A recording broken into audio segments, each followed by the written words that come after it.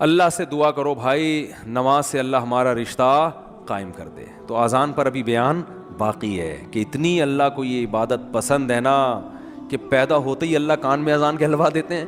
اس کے بعد جو ندائیں صبح فجر میں آواز گونجتی اللہ اکبر حی علی الصلاۃ الصلاۃ خیر من النوم, پھر اللہ کہتے ہیں ظہر میں دوبارہ یاد دلاؤ. مؤذن کو کہتے ہیں جا بھائی اسپیکر پہ بٹن آن کر بولتا رہے بس تو. لوگ کہیں گے کہ یار جب نماز کا ٹائم ظہر کا 1:05 ہے تو بتانے کی ضرورت کیا ہے. اللہ کہتے ہیں ان کی باتوں میں مت آنا.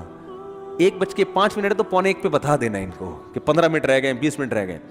فجر کا ٹائم روزانہ اناؤنس ہوتا ہے, آج 6:30 پہ, آج 6:45 پہ اناؤنسمنٹ ہوتی رہے گی. اللہ کہتے ہیں اتنی اناؤنسمنٹ کافی نہیں ہے, ہر دفعہ پوری اذان ہوگی. حی علی الفلاح, آؤ کامیابی کی طرف, آؤ نماز کی طرف. حج میں اعلان نہیں ہوگا, رمضان کا اعلان نہیں ہوگا, اعلان کرنے والوں کو برطرف کر دیا, ہلال کمیٹی سے نکال دیا, ٹھیک ہے نا.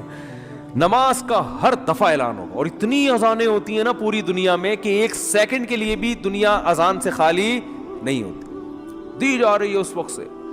تو یہ اس لیے کہ اللہ کی نظر میں اس کی اہمیت اور ویلیو بہت زیادہ. اللہ کہے گا ابھی اس مؤذن کو کہے صرف ان کو سناؤ, زبردستی کسی کو لے کے نہیں آؤ مسجد میں, ابھی زبردستی کا ٹائم نہیں ہے, ابھی حساب و کتاب کا ٹائم نہیں ہے. تم نے حی علی الصلاح حی علی الفلاح کہہ دیا, اللہ کی کبریائی بیان کر دی, ان کی مرضی آئے نہ آئے. تم گھر تک تھوڑی جاؤ گے بیل بجا کے, بھائی میں نے تمہیں حی علی الصلاح کو تمہیں سمجھ میں نہیں آیا کیا, انگلش میں بتاؤں میں تمہیں.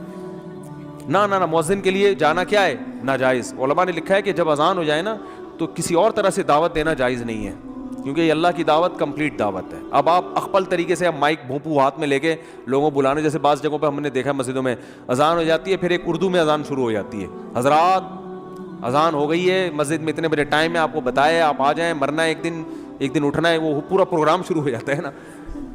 چلو زندگی میں کبھی 1 آدھ دفعہ ہو جائے تو ایک الگ بات ہے, لیکن مستقل بنیادوں پہ بھی بعض مسجدوں میں ہو رہا ہے. ہمارے چھوڑو رہنے دو.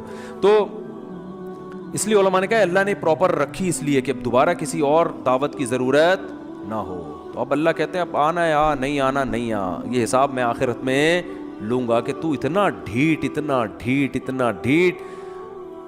1400 سال سے فضاؤں میں ہر نماز کے ٹائم پہ یہ ندا گونجتی ہے.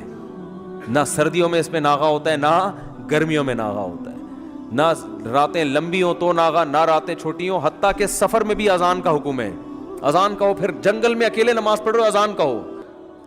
یہ ایسی اللہ کو ندا پسند ہے بھائی, یاد دہانی لازمی کراؤ. تو اس لیے بھائی یہ بار دعوت, اذان کی اہمیت نہیں پتہ چلتی, اس سے نماز کی اہمیت پتہ چلتی ہے. تو عزم کرو زندگی میں کچھ بھی ہو جائے نماز قضا نہیں کرنی. جو جماعت کی نماز کے عادی نہیں ہے وہ کم از کم اتنا کر لیں کہ پہلا اسٹیپ یہ ہے کہ قضا نہیں ہونے دینا کسی صورت میں. پھر اگلا اسٹیپ کیا ہے, جماعت نہیں چھوڑنی کسی صورت میں. وہ جماعت اصل تو نماز ہے ہی جماعت سے, اور اگر کبھی چھوٹ جائے نا تو توبہ کرنی ہے اور اس کو قضا کر کے اگلی پڑھنی ہے. پہلے اس کی قضا پڑھنی ہے پھر اگلی, اور کچھ جرمانہ بھی رکھیں اپنے اوپر. سمجھتے ہو گے نہیں سمجھتے, اللہ تعالیٰ سمجھنے کی عمل کی توفیق عطا فرمائے.